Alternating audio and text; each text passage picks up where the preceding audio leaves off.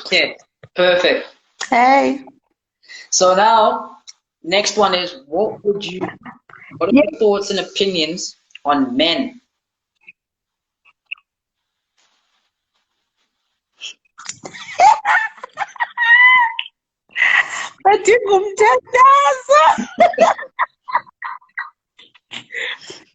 South African men badinga umthandazo. And jonga ukubone laa nto kuthiwa it's a multi-tire cake where you've got steps zegate lo mnikazi kufuneke kube zii-tires kanjani because it would have to start with self-esteem issues, not feeling like you're enough. And I do think that the big boys that love spending money on people, it's overcompensating for something deeper. Not enough. Yeah. And then it would go to, I suppose as an example, they embedded on the fact that people don't feel they're enough. They feel like they have to validate. You know what I mean? And then when they don't have those things to validate, that's when the abuse. Yeah, but because we live in a world where there's so much gender-based violence, and this violence, in essence, is due to the fact that people don't feel enough. Like the city enough, ukhona xa kuthiwa yabona ibhasela ingathi umntu ufuneka afake ibhasela to actually feel accepted. Nazana if uthe yi-R1 ndiza na-R1 qha ndithi nabhasela because that i-R1 yam is enough. So I don't have to give you imali with ring, you know, just to smooth things over. No. Yeah, I feel a lot of what we're dealing with now has got a lot to do with how people can feel they. If and Tatanga for dinner, you're gonna think I'm not worthy. Why wouldn't it be worthy? Because the point of maybe, let's say, if it's going on a date, the point of that date is spending time together, not how much you spend. Okay. Yeah, that's. It's not how much you spend on it. It's just spending time together, bonding, getting to know each other. You know what I mean? And some people think that has to come at an expense. It doesn't. Because people miss the point. What's the point of a date? Get to know each other. Doesn't have to have a price tag. On that note, I was gonna then ask you about abusive men. What's your thoughts and opinions on that? Is it again overcompensating? Yes, essentially it is. And there's no man, Lungelo, who has a healthy sense of self. Yeah. Would abuse a woman. That sense of self. Healthy sense of self. Yes. It doesn't have to be somebody who's got everything. I love this quote, Eti. The happiest people don't have a lot. They just make the most of what they have. So I say that. No, I say that. Okay. So there's no person who has a healthy sense of self would ever feel some kind of way if uti you're so broke. I don't talk with broke people. When I was like, yabana I got the bank account yes, instead of because you know it's something within yourself, and because you're bullying, thinking, you know what, I'm just gonna bully him. I'm just gonna bully her because I can. There's a mentality with men, abusive men in general, that I'm doing it because I can. And you find out that's the only thing they And can do you do. think that again is like it's emotional abuse, it's physical abuse, it's abuse that is not just towards women but also against men as well?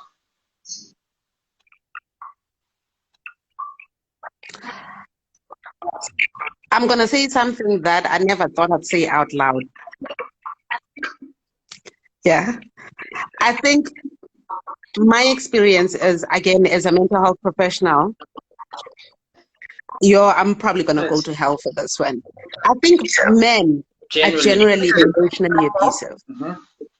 It's very subtle.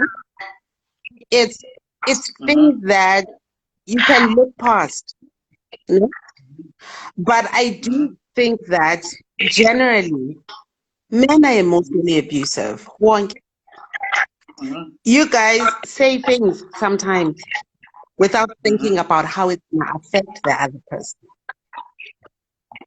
But for the non-abusive men, bayakwazi ubuyisa unyawo and say, maybe I shouldn't have done that. Even though you're not going to say it out loud, you're going to come home with flowers or chocolates and miss you or whatever. And then I'm probably going to, you understand? But abusive men, it becomes their way of life where if you question them, if you challenge them, if you make them feel any kind of way, the only thing they have is do you think then one last question on that, or two more actually, do you think that it's a thing of women being sensitive or men being insensitive, or a bit of both? Okay. I think it's a little bit of both. There are moments where women tend to be sensitive. I think we analyze things. I'm going to talk about personally. Before I say most of the things that I say, so I can say it this way, even though it's going to express the same emotion that I want to express, but those emotions can be expressed in a nicer way. You think that then some people don't really go into that thought process, they kind of just act on impulse? And then they speak first and then they think. Okay. So obviously, this is just my opinion. Yeah. But then what you're saying, I think I agree with you in that sense. It's like a spectrum of women and men that are kind of like that. Can you hear me again? Very faint. Can you hear me? Very faint. Okay. I think you just Faintly. I can hear you now as well. I'll try. Yeah, so I think there's it's a spectrum of a vast majority of men and a vast majority of women that say things and do things without kind of thinking about it, right? But now the differences come in where we're just our temperamental differences that we're born with. So a lot of the majority of men are very insensitive, right? So we kind of like, say whatever we want to say because we can say it. Whereas, and then the thing is we can actually take it. We don't really care about a lot of stuff, right? We care about specific things. Whereas women are kind of more of they care about people. So therefore they care about what they say and how they receive things, right? So then when they then become kind of reactive and a bit more, oh no, I'm going to say whatever I want to say, right? When they receive that, they don't take it nicely, or they don't take it the way that they should, or the way that men do, right? And then it becomes a back and forth type of battle, right? And then you find that then that's how you get like certain women, like a Gaza, for example, that are very like, hard and will say a lot of things, but like a lot of backlashing things, or a lot of things, but that's what they're trying to project, especially towards women and towards other men. And now because men don't really have that caring kind of gene, for us it rubs off and it just comes across as very, very offish, very off-putting. Want to like nonsense, man. And it's like, it's very off-putting for us, Whereas when they do it with other women, it's very, degrades the other woman, and it's again that they're very sensitive towards that, and then it's like everyone's trying to kind of fight each other and have each other's battles at the same time.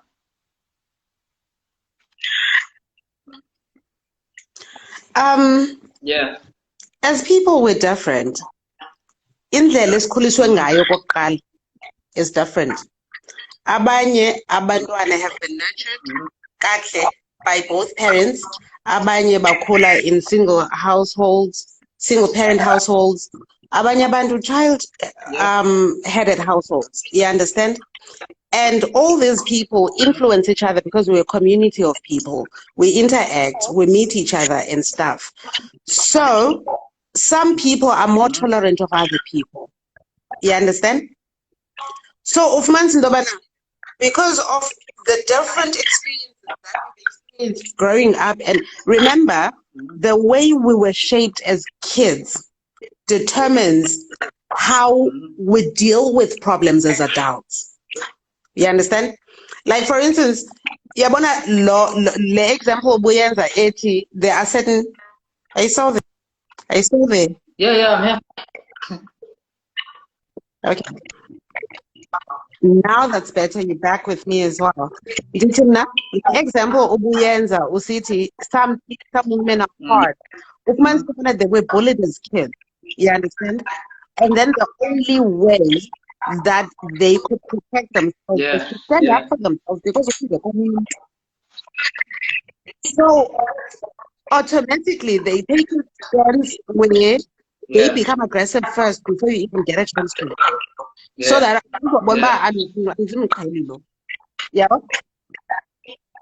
and it's all those things that make us a different society. But we need to respect each other. Respect has got to be at the center of everything. If somebody cannot respect you because you're their partner, at least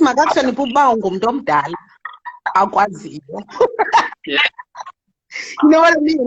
If your husband cannot respect you as his wife, at least he should respect you because you respect you at some point, at least on some level. Okay, I respect you on some level. And yes, even if it's not going to be elevated to a point of me being your wife, at least because I'm a person. And the more respectful we are of each other, the less all of this would happen, I think, because you bully somebody. So it's truth and respect, that's two things. And and happiness, create a happy environment. But if they put you in a pixie dust, I'd be spreading happiness around just because I can. So it's issues like that, particularly when you're talking about human interactions. Respect has got to be in the center of it, because but at least song is respect. Okay. Next one. All right.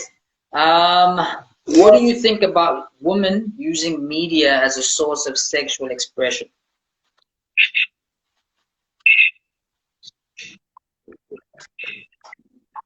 I think it's just desperate.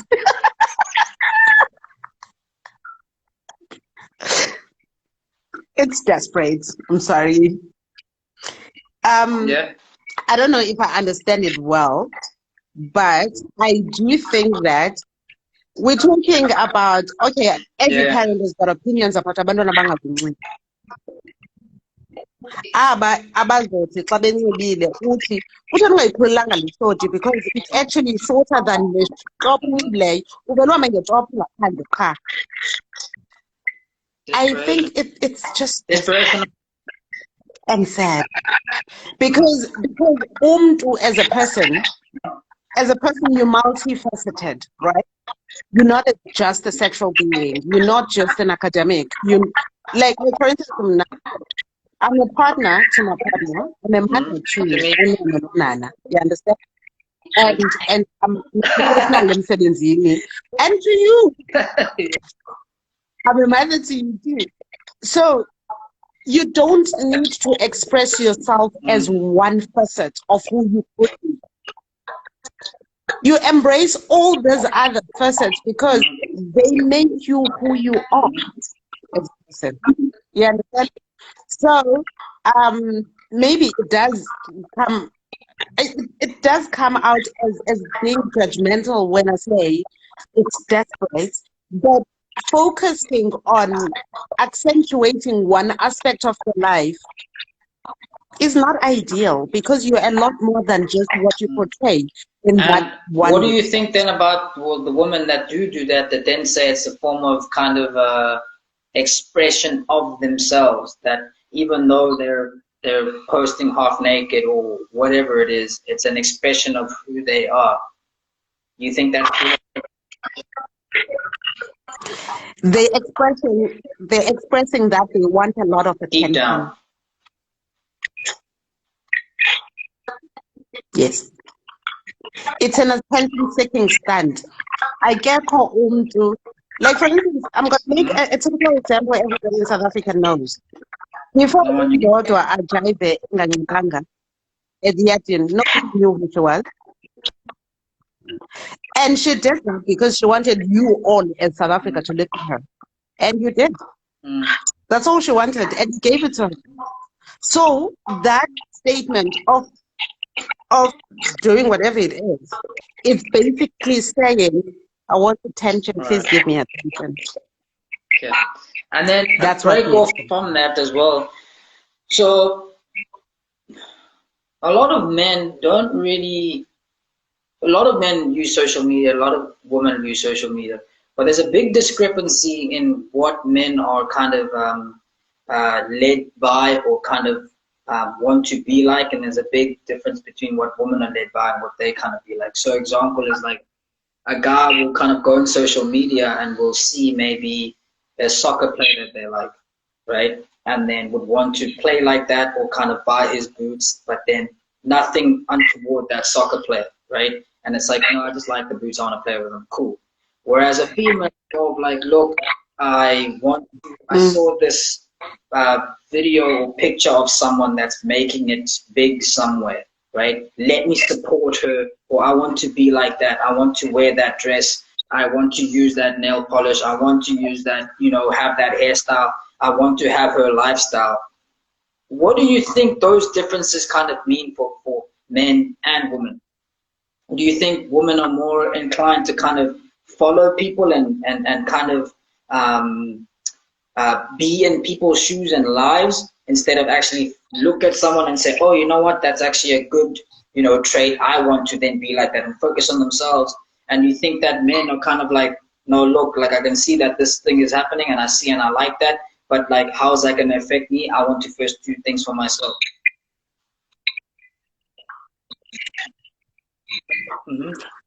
It's a tricky one, Lungelo. Again, it speaks to somebody's sense of self. There are men, to some extent, that go over the edge, hey? When they admire people. Some people get inspired by, like Novak Djokovic, maybe, I'm making an example, where you want to buy it. And you. I don't take it away. And Slim Shady. Inspired in that sense. Inspired in the sense of like, I'm not trying to make it a way of my life. I'm not like trying to be a rapper or anything. It's just a real preference. But I understand what you're saying, yeah? Yes. Yes, I like how he dresses. I think it's cool. And you're going to see a t-shirt that looks like his. And then that's cool.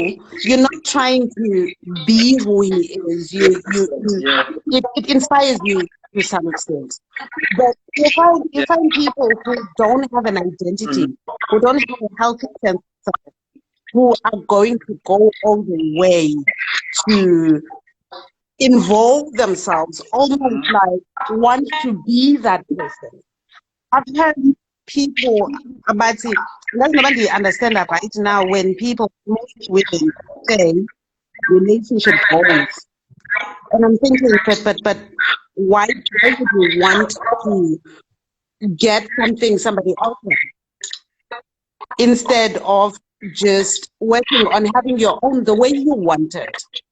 It's different to look at people and appreciate nobana they're happy. But you don't want their happiness, do you? Yeah. You create your own. So I do think that to some extent it's about the level of self, a healthy self. I don't want to say self-esteem issues. Yeah, well, it's too strong, but it's about a level of self-worth as well, where you're saying, Noba ulungelo, uhlale Cape Town, my favorite holiday destination, but I'm happy for him. He's where he wants to be, but this is where I want to be. It's okay to want the things that you want. You don't have to want what Ulungelo has. Ulungelo has what he has because of the choices that he made. When I make similar choices that are going to make your life nice, yeah, actually, what you're saying now actually makes a lot of sense with this whole thing of like relationship goals and vacations and things like that. It's like, why don't you just create your own, like Jens Wiako, and then stick to it, you know?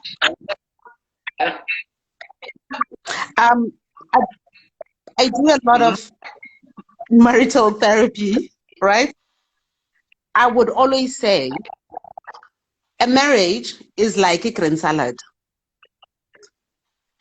It's similar ingredients, but no one ever tastes the same. Yeah. Think about it. I like more olives, and I like Greek salad dressing because it's more sour. Only you're gonna like it dressing in honey and mustard, even though the ingredients are the same, but it doesn't taste the same. So enjoy green salad because so green salad is enjoy your winner because that's what you create. So and you understand that relationship because at the end of the day, your relationship is not going to be like that one. You're going to make your own that fits into the type of person that you are, the type of people that you both are, and you make each other happy in a different way than the other people are happy. So it's not something to. Okay. I don't know. Yeah, I understand what. So it's a sense of self-identity. Okay. Yes. I think abantu they think that you gotta stop if ulungelo uthanda red center of your example. No, but you're wearing a red t-shirt, and people would say, "Should red is the acceptable color?" Which is namza red. But it's okay for me to like pink because pink is pretty, and I like pretty things. So the fact that you like something else that is different to me, it doesn't mean you're wrong. It just means it's different. And it's okay for it to be different. Next, what do you think about pets and pet owners?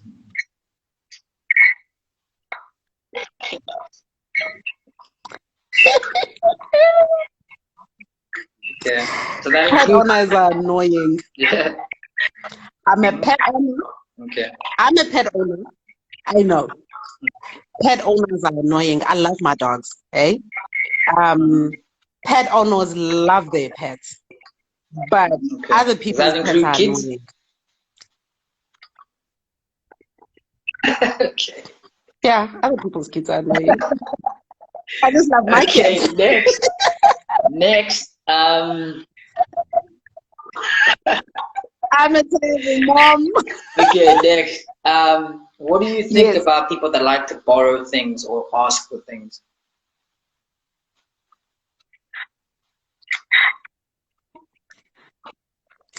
I think as long as it's for a good reason.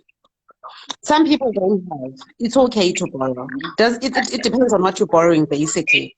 But awukwazi ukuthi lungelo ukuboleka imali ngikuthi ngibholeke ngejini. Hayi, I can live without a gin.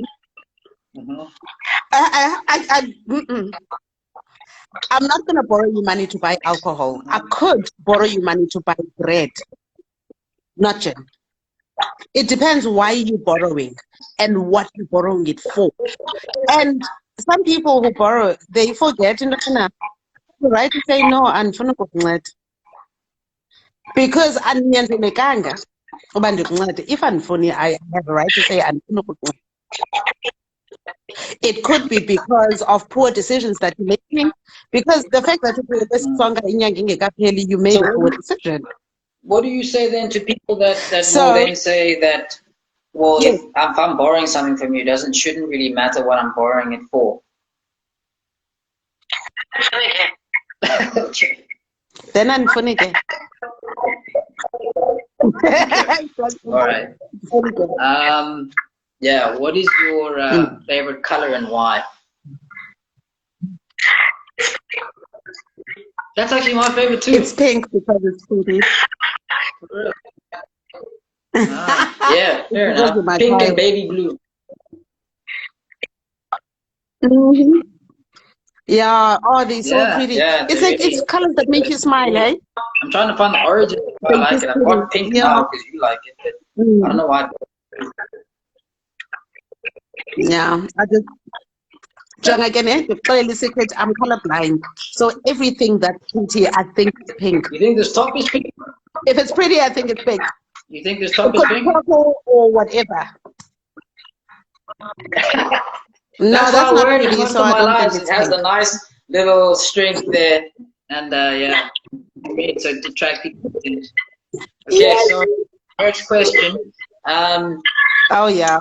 What do you think? I know you're probably going to have a lot to say about this, about anxiety and depression. Your thoughts and opinions on that. Yeah. You know, anxiety and depression are two sides of the same coin. And it's two sides of the same coin in a sense that depression is living in the past. Anxiety is living in the future. I'm going to give you an example. Depression, people, it's all very cognitive. It's driven by your thought processes, right? That either causes this or that. Yeah. Most depressed people would say, why do these things always happen to me? What have I ever done to anybody? Yeah, this is the past stuff that has already happened. Can't deal with anxiety. You'd be like, what if I don't pass? What if I don't make it? What if it's not as good as I thought it was? Whatever it is that I've prepared. But you realize, I can take it. But I'm worried about something that is still in the future that hasn't happened. But now, there's no way any of us are going to know because it happened. You understand? And even with the past, we can't change the past, hey? We adjust around what has happened already and try and move on as best What do as you we do? can. What do you do in the treatment of such? So with your patients and stuff, what do you kind of focus on? Like just a broad kind of sense. It's strange, when I have a conversation like that is on with one of my patients. Have you ever processed it? Whatever it is that happened. Apples, but what is that? It's processing it. You process. Oh dear Lord, I'm confident to keep on my It's basically you look at the situation, what is happening. I'm worried about this and this and this and that. Why is it important right now? It's important because I've got a huge project coming up, and in the past I've always had issues like this and whatever. But this is a different concept. Why do you think the past is going to affect what's going to happen? And when they sit and think about it, and they're like, yes, they're like, yes, because whatever that has happened in the past, is not what is happening now. Yes, it could end up in the same way, but it's not exactly the same. If it's people that we're talking about, they're not the same people. You can't blanket everything every person has ever done to you as if everybody's going to do that to you. You don't know that. Yeah, but so that is basically processing it. You try and understand what brought about the situation and why now. Why is it affecting you now? Because people will talk about stuff that happened 2 years ago.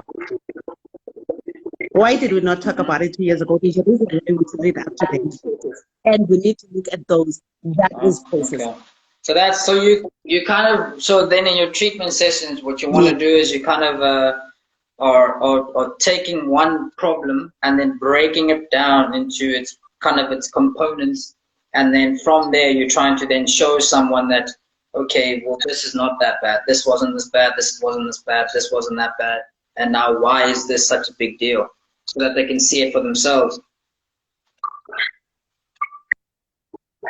Okay, then what's wrong? Not exactly. Oh. It's simpler than that.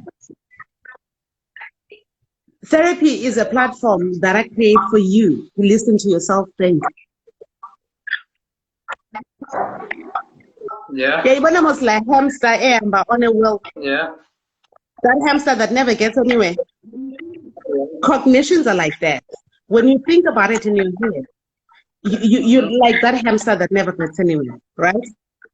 And when you come to therapy, you get an opportunity to get off that wheel and listen to yourself, think about it out loud.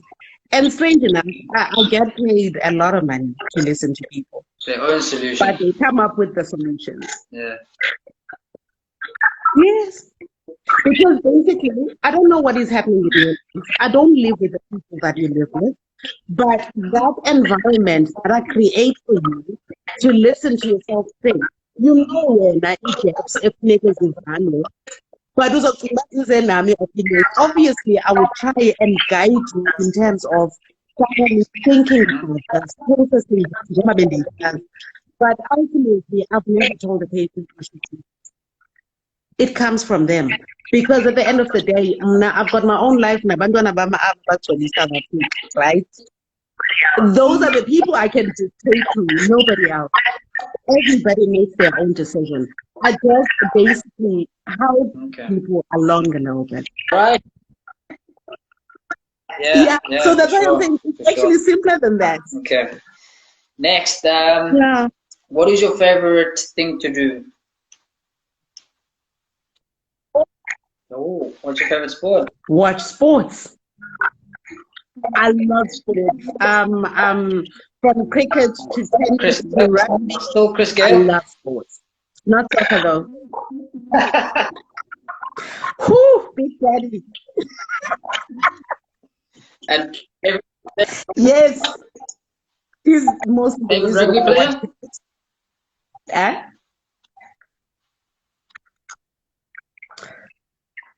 Okay. Skulkberger. Kabang. I just love Skulkberger. But recently now. Don't have one? No. Skulkberger is good. No, not currently. I have to think about it. And if I have to think about it, I haven't really been inspired to and say. And then favorite tennis player? Djokovic, by far. He's class. He's all right. He's all right. Yeah. Okay. Okay, next. Class.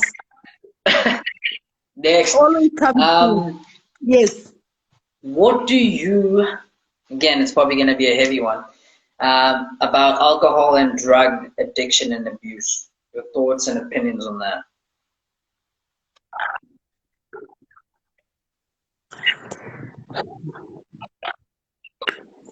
What do you think about drugs and alcohol abuse? I think that if people were, sorry, I'm trying to, you would have this comment.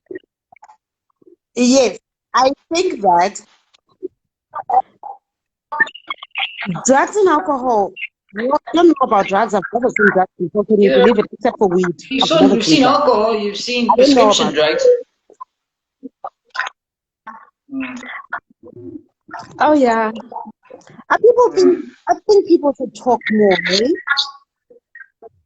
Even if it's not to somebody who's qualified like me.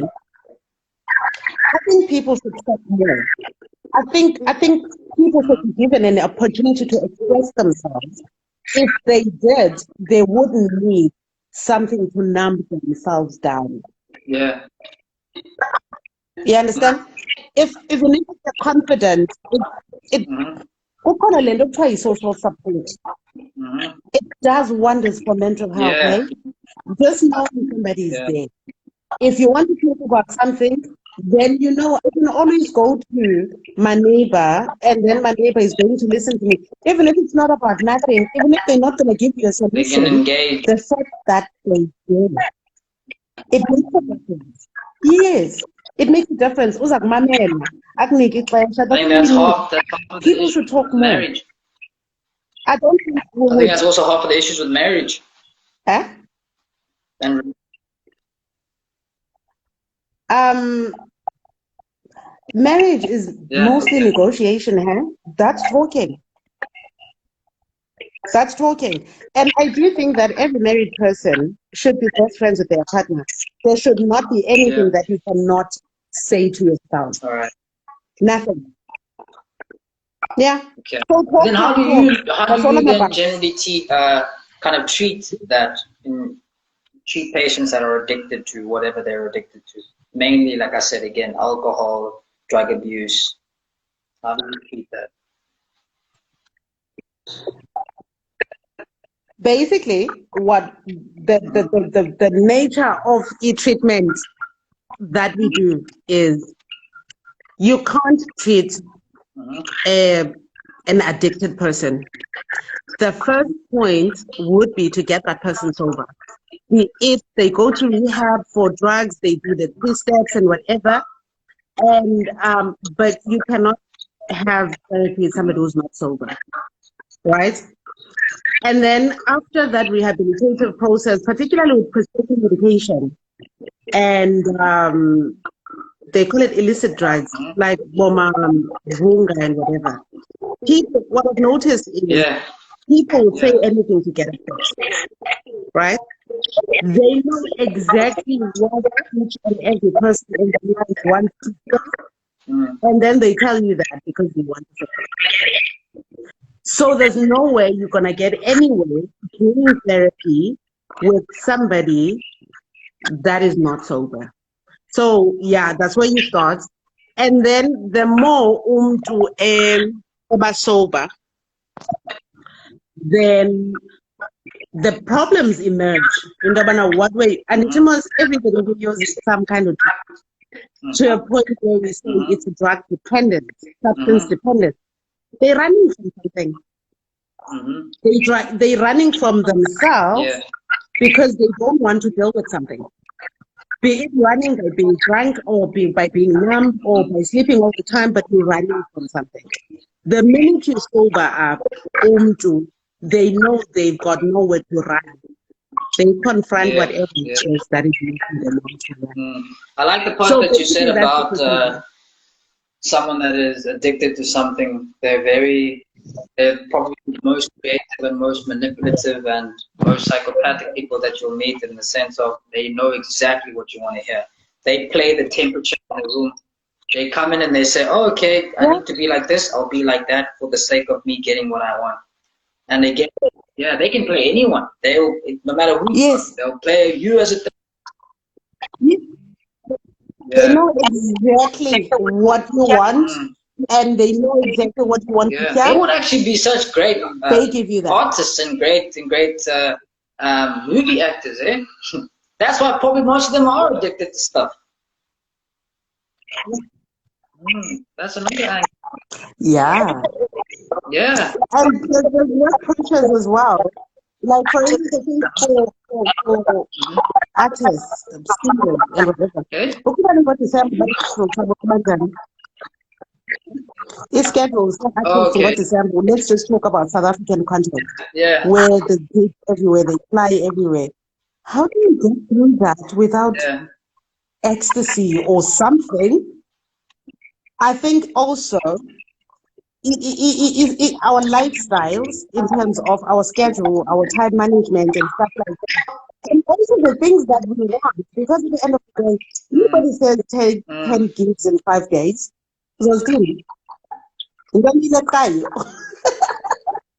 So yeah, there has to be a balance in your capabilities, what you can actually do, and what you want to do. You listen to yourself. I think part of mental health is being able to listen to your body and say, yes, it's important, Pacing. but it's what we call pacing yourself. When you pace yourself, yes, when you pace yourself, you know, in Gabana, yes, it needs to be done, but there's no way I'm going to be able to do it. And being okay with not being able to do it. Because Yeah, I think tomorrow again your last and bit the next day. on addiction. Again, what you're saying is you want to start someone at rehab to actually get sober, because again, with addiction, a lot of personalities emerge from one person, and then they can be like this when they need to be. They can switch on this person when they need to be. And again, that's why they're probably great actors as well, because you know, switch this on so I can get this done, so I can do this, so I can get what I want. The goal is there, so that I'll do everything that I need to do to get to that goal. That's why they sell anything. They don't even care sometimes if you'll catch them later. You know, or you'll find out that we're telling a lie. Yeah, yeah. Oksala, they got what they wanted. Yeah, sure. They move a lot of pieces, eh? Okay. Yeah.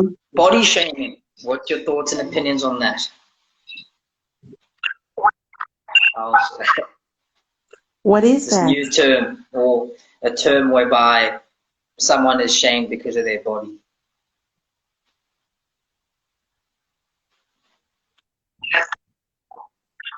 Yeah. Whoa, that's horrible. I don't see how anybody could blame anybody for easy work. Like, for instance, the clothes that we wear,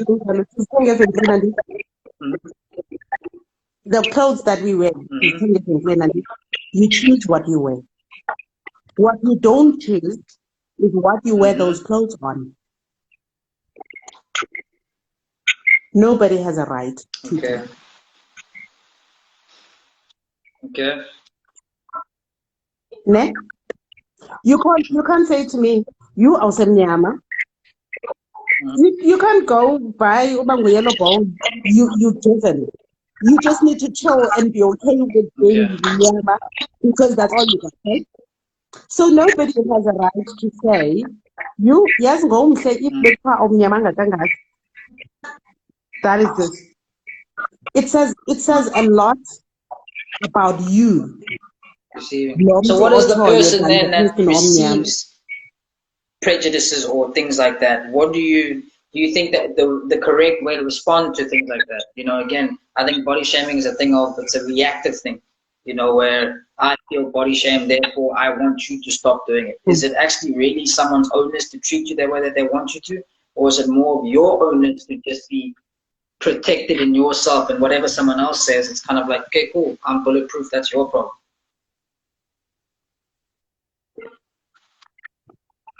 I think the best way to respond to this, I don't even think it's responding. People need to be comfortable with themselves first. I need to be comfortable with I need to be comfortable with being a big girl. I need to be comfortable with having natural hair. And my own nails, these are actually my own nails. No? I need to be comfortable with that. That's who I am.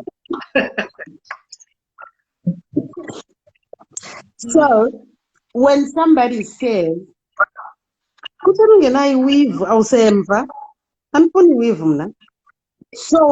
them saying something about my hair is not going to offend me because I'm okay with my hair. Again, it goes back to a healthy sense of self. I think what our society is lacking today is teaching abantwana values that are going to make them accept who they are. and embrace who they are. Because everything else stems from the fact that as a people, we're uncomfortable with who we are. So all of these things, vele zifika on a shaky sense of self, and then we absorb them as a sponge. And hence the depressions, and hence the suicidal ideation, because we think they can own it. Kanti if ifikela kumntu, for instance, umntu who would be saying anything about me, they'll be wasting their time. I know exactly who I am. I know exactly what I have. There's nobody who would make me any other way about it. Nobody can make me feel any other way about it. I'm okay with who I am. So what? So what even the mnyama? Yeah, for sure. You know what I mean? Okay. Do you have any advice for people that or young generation that are moving from place to place? So, like say, going from the Eastern Cape to go and study in Cape Town or in PE, or going from Joburg to go and travel the world somewhere. Just kind of young guys and girls, different races, different creeds, kind of moving around, settling down. Do you have any advices for that?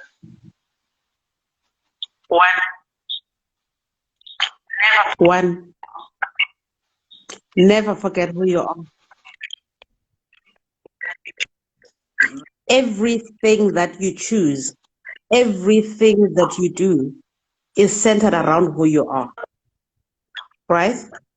Never forget who you are, because the minute you're making me talk about self-esteem alone, the minute you don't know who you are, right, then you're giving other people an opportunity to show you who you could be. What if you don't like who you could be? You could have just been fine with knowing who you are. Yeah. So you understand? And if people don't like, sorry. And if people don't like who you are, then they should just deal. Nobody has to like you. Not everybody has to like you anyway. You attract like-minded people. Ne?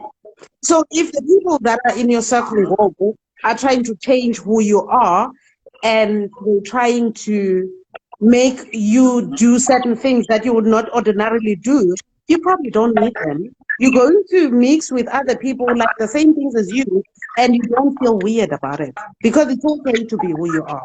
That's what we need to always understand. You don't have to be anybody else. You don't have to go clubbing when you don't want to go because abangani they're going. It's okay to say, no, I'm not going anywhere. And Londo should not break your friendship. So even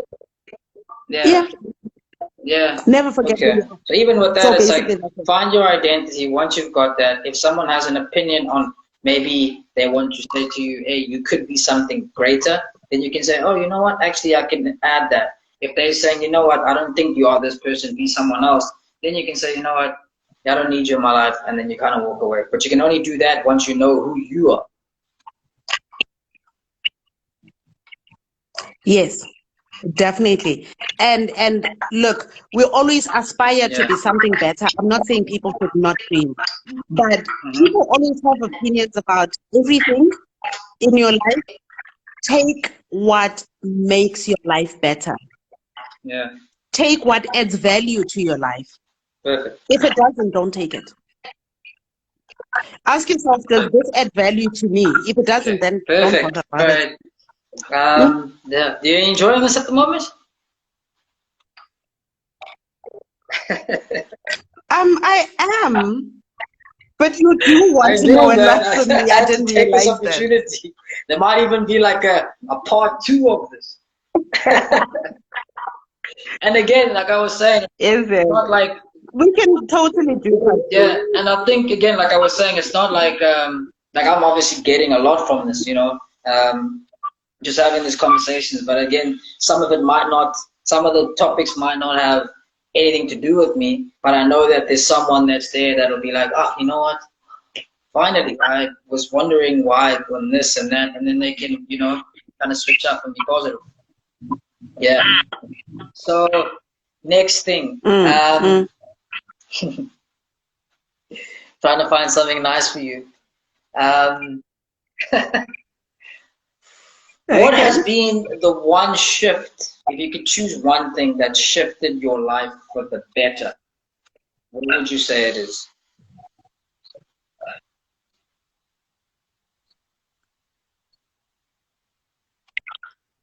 Besides giving birth to me. Yo, that's a tough one.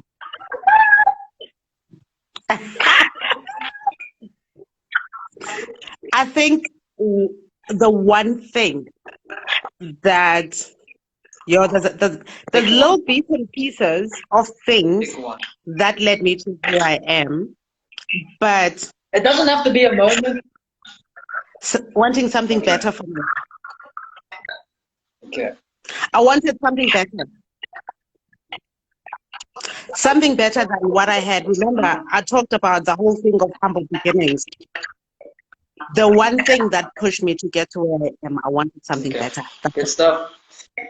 All right. So, what do you? You've actually answered most of these as well, which is very good. So,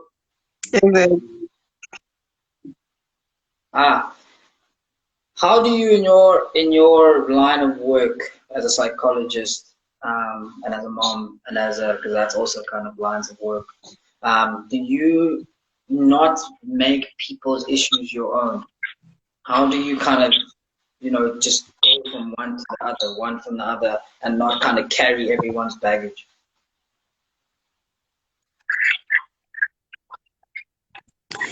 I suppose everybody has their own process, ne?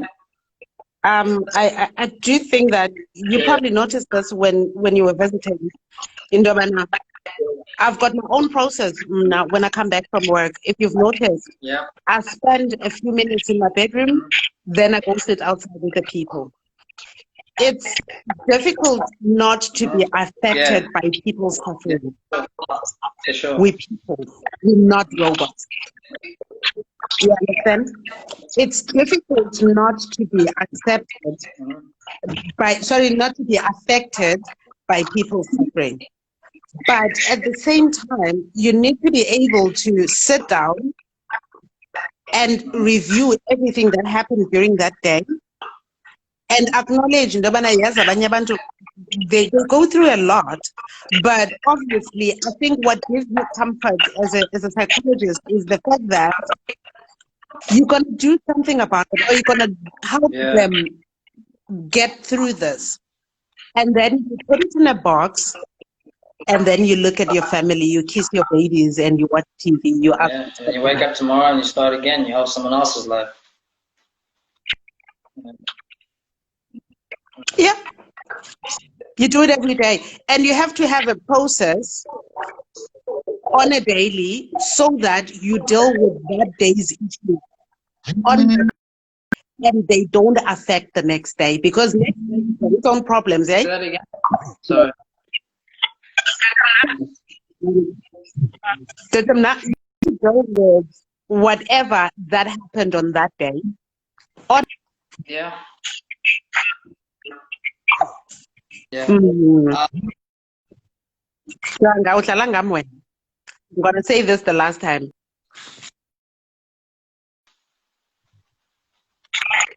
I'll be with you now. Antikov. Okay. I'm going to end this one and start another one. Okay. Okay.